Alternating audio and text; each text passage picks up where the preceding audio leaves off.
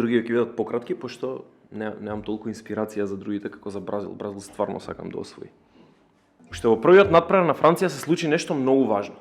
Се повреди Лукас Хернандес, сосем неочекувано и во тек на една акција каде што се обиде да изблокира противнички центаршут, нешто се случи и веројатно како беше официјалното дека истегнал ложа или што и да беше, како и да е ќе го пропушти целото светско првенство без разлика до каде ќе стигне Франција. Меѓутоа тоа што неговиот брат близнак влезе во игра можеби е и благослов. Тео Хернандес влезе во игра и резултатот многу набрзо од 1:0 стана 2:1 за Франција.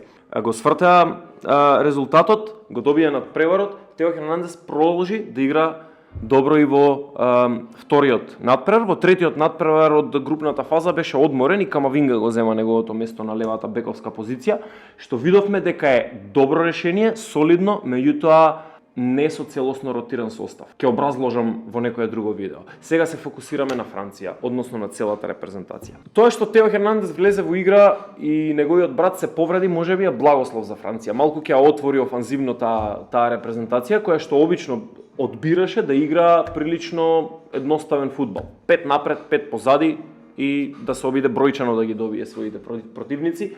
Успеваше во изминативе добри 5 години го игра истиот стил Дидие Дешамп и успеваше во сето она кое што тргна да го направи. Така што обрнете внимание на Тео како X фактор на оваа репрезентација. Во италијанската серија А Тео и Рафаел Леао се најдобриот тандем по левата крилна позиција, да речам, а тука Тео спојува со уште подобар фудбалер, односно со Килијан Мбапе. Не знам дали репрезентација било која во светот може да се справи со нивната брзина.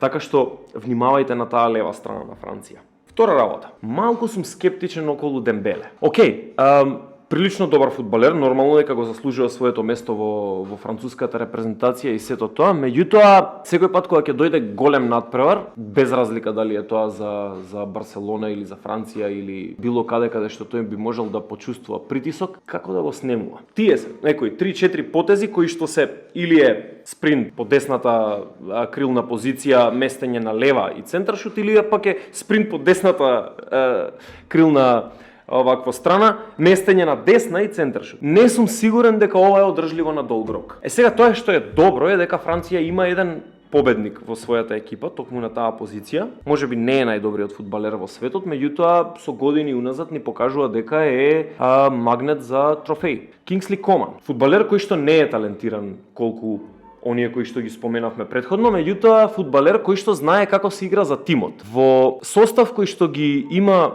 Гризман, Жиру и Мбапе, не ја гледам потребата од Осман Дембеле по таа позиција. Повеќе гледам шанса за Кингсли Коман да ја појача таа десна крилна позиција, да можат дефанзивно да покријат и да бидат, како да кажам, структурата на тимот, структурата на составот да биде задржана.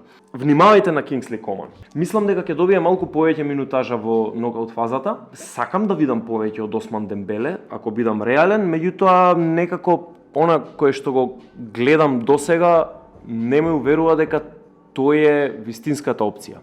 Ајде нека ме разубеди. Трета работа. Нешто што го забележавме во последниот надпревар од групната фаза, кога Дешамп реши да го изротира практично целиот состав, односно 9 нови играчи беа стартери. Што заклучивме од тоа? Заклучивме дека, како што напоменав претходно, Камавинга е добра опција за левата бековска позиција, но не совршена. Заклучивме дека малку се мачи репрезентацијата на Франција да создаде гол кога не се во теренот Жиру и Мбапе. Трета работа, заклучивме дека Мбапе е веројатно клучен играч за оваа репрезентација, но Чуамени е исклучително важен. Видовте дека 9 играчи кои што беа сменети, беа со цел да се одморат за нокаут фазата. Меѓутоа Чуамени остана. Чуамени беше стартер и на првиот и на вториот и на третиот надпревар во групната фаза.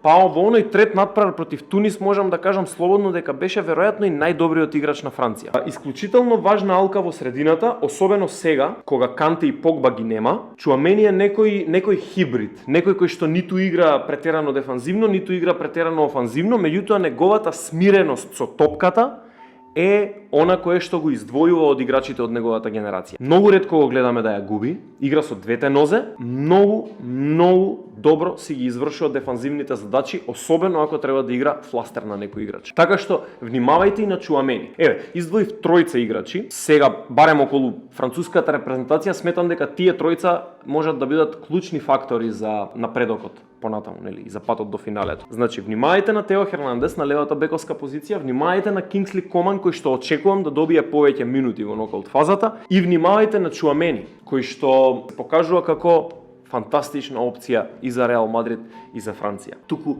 какво е вашето мислење за Франција? Пишете ни долу во коментарите, не заборавајте да удрите subscribe тука на истиот овој YouTube канал и останете со екипата на Скратен корнер.